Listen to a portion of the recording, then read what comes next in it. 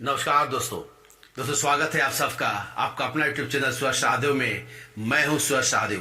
दोस्तों आज इस वीडियो के माध्यम से हम चर्चा करने वाले हैं अचानक झारखंड के राज्यपाल श्रीमती द्रौपदी मुर्मू जी को बदलकर उनके स्थान में रमेश बैस को यहां का राज्यपाल बना दिया गया।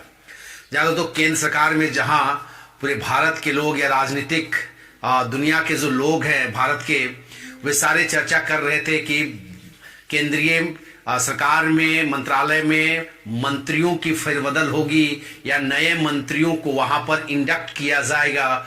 उसको लेकर कई दिनों से मीडिया में ये चर्चाएं हो रही थी या दिल्ली के गलियारे में या राजनीतिक के गलियारों में इन बातों को लेकर के कई दिनों से चर्चा हो रही थी, लेकिन किसी ने यह चर्चा नहीं किया था या नहीं सोचा था कि अचानक राज्यपाल को बदल दिया जाएगा। और आज राष्ट्रपति महोदय ने 8 राज्यपाल महोदयों को बदलकर एक स्थान से दूसरे स्थान उनका ट्रांसफर कर दिया गया है। जहां झारखंड को त्रिपुरा के जो 18वें राज्यपाल थे रमेश बैस जी, उनको झारखंड का राज्यपाल बना दिया गया है और द्रौपदी मुर्मू जी को हटा दिया गया है। दोस्तों हम बात करेंगे रमेश बैस जी के बारे में, ये कौन है और ये इनकी राजनीतिक जो बैकग्राउंड है वो क्या, इसके बारे में हम आज इस वीडियो के माध्यम से चर्चा करने वाले हैं।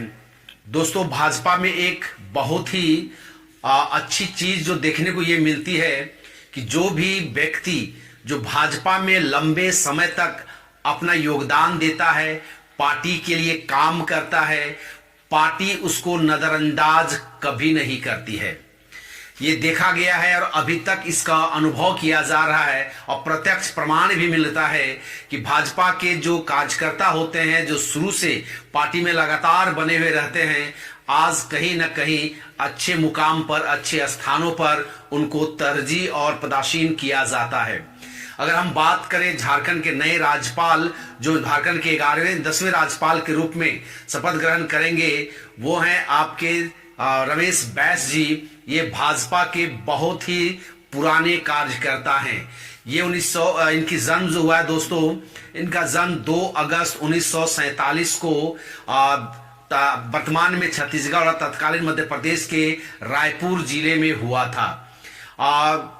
इनके जन्म के 12-13 दिन के बाद ही भारत भी आजाद हुआ था। दोस्तों ये पहली बार 1978 में रायपुर नगर निगम के एक पार्षद के चुनाव लड़ते हैं और इसमें जीत हासिल करते हैं। उसके बाद ये 1980 में विधायक का चुनाव लड़ते हैं और ये वहां पर भी जीत हासिल करते हैं और 80 से लेकर 84 तक यह विधायक रहते हैं। फिर उसके बाद दोस्तों ये 1989 में 1989 में ये लोकसभा का चुनाव लड़ते हैं, 9वीं लोकसभा का, और उसमें इसको विजय हासिल इनको होता है। उसके बाद ये लगातार 11वीं 12वीं 13वीं 14वीं 15वीं 16वीं लगातार 7 बार ये सांसद बने थे और 2019 तक ये सांसद बने थे। हालांकि 2019 में इन्हें टिकट नहीं दिया गया था और 2019 में इनको त्रिपुरा का राज्यपाल बना दिया गया था। दोस्तों जब ये केंद्र में जब वाजपेयी जी की सरकार थी तो यह कई केंद्रीय मंत्री भी बनाए गए थे और इनको जो प्रभार दिया गया था, कभी इस्पात मंत्री भी थे ये, तो कभी आपके फर्टिलाइजर मंत्री थे, तो कभी वन एवं पर्यावरण मंत्री थे, तो कभी आईटी के भी या माइंस के भी इनको मंत्री का पद दिया गया था और उस काम में ये बहुत ही बेहतर ढंग से काम किए थे। कहा जाता है दोस्तों कि रमेश बैस जी लाल कृष्ण आडवाणी के बहुत करीबी और चहेते नेता में से हैं। इनकी बहुत अच्छी लगाव जो था वो सुषमा स्वराज जी के साथ भी था। हालांकि सुषमा स्वराज इनको अपना भाई मानती थी और इन दोनों ही लाल कृष्ण आडवाणी और सुषमा स्वराज जी के साथ इनका बहुत घनिष्ठ संबंध हुआ था रहता था। दोस्तों अगर हम बात करें रमेश बैस जी की, तो ये कांग्रेस के कई दिग्गज नेताओं को चुनाव में हराने का काम किया था। जहां ये विद्याचरण शुक्ल जो कांग्रेस के दिग्गज नेता होते थे उनको हराने का काम किया था, तो श्यामाचरण शुक्ल को भी इन्होंने हराया था। भूपेश बघेल को भी इन्होंने चुनाव में हराया था और तब जाकर के इनकी पहचान एक दिग्गज नेता के रूप में हुई थी और ये कभी भी लोकसभा का चुनाव 2019 तक दोस्तों नहीं हारे थे। फिर भी मोदी सरकार में मोदी जी ने इनको 2019 में टिकट नहीं दिया था। मुझे लगता है कि अभी उम्र को लेकर के तो ऐसा लगता है कोई दिक्कत हुआ होगा, क्योंकि 70 प्लस उस वक्त ये हो गए थे, जिसके कारण हो सकता है इनको टिकट नहीं दिया गया था।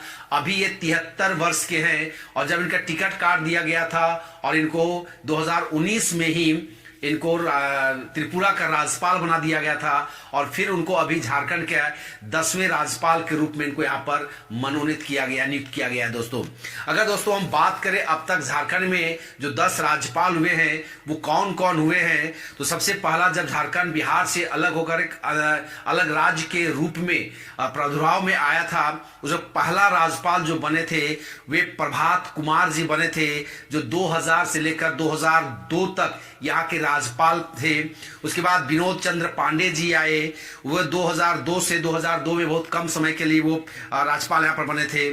फिर तीसरे राज्यपाल के रूप में आए एम रामो जोइस आए थे, जो 2002 से 2003, ये भी 1 साल के लगभग आसपास में यहाँ के राज्यपाल थे। फिर चौथे राज्यपाल के रूप में यहाँ पर आए वेद मारवा आए, जो 2003 से लेकर के 2004 तक यहाँ के राज्यपाल बने रहे। उसके बाद 5वें राज्यपाल के रूप में कांग्रेस जब केंद्र में सत्ता में थी तब यहाँ पर राज्यपाल को बदला गया था और वो सैयद सिफदेर रजी यहाँ के राज्यपाल बनाए गए थे। वो 2004 से लेकर 2009 तक यहाँ के राज्यपाल थे, यानी कि 5 सालों तक वो राज्यपाल यहाँ पर थे। उसके बाद छठे राज्यपाल के रूप में के शंकर नारायणन आए, जो 2009 से लेकर के 2010 तक यहाँ के राज्यपाल थे, वे बहुत ज्यादा दिनों तक राज्यपाल नहीं थे।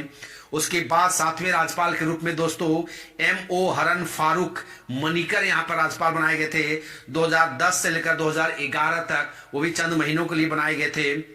उसके बाद यहाँ 8वें राज्यपाल के रूप में सैयद अहमद जी आए थे, वो यहाँ पर 2011 से लेकर के 2015 तक यहाँ के राज्यपाल थे वो। उसके बाद एक आदिवासी महिला, झारखंड की प्रथम आदिवासी महिला के रूप में राज्यपाल बनाया गया था द्रौपदी मुर्मू, जो उड़ीसा की रहने वाली थी, उनको यहाँ का राज्यपाल बनाया गया था 2015 में। 2015 से लेकर 2021 तक वो आज तक वो यहाँ के राज्यपाल थी और आज से यहाँ के राज्यपाल के रूप में रमेश बैस को बना दिया गया है, जो आगे की देखना है कितने दिनों तक यहाँ पर वो काम करेंगे। दोस्तों यही था जानकारी दोस्तों रमेश बैस जी के बारे में, जो यहाँ के नए राज्यपाल बनाए गए हैं। तो यही थी जानकारी, मुझे लगा कि मुझे आपके साथ इसको शेयर करना चाहिए, इसलिए मैंने आपको शेयर किया। अगर ये वीडियो जानकारी आपको अच्छी लगी होगी दोस्तों, इस जानकारी को जरूर दोस्तों के साथ शेयर करें और वीडियो को लाइक करें। और अगर आप इस चैनल में नए हैं तो इस चैनल को जरूर सब्सक्राइब कर लें दोस्तों। तब तक के लिए दोस्तों नमस्कार, जय हिंद।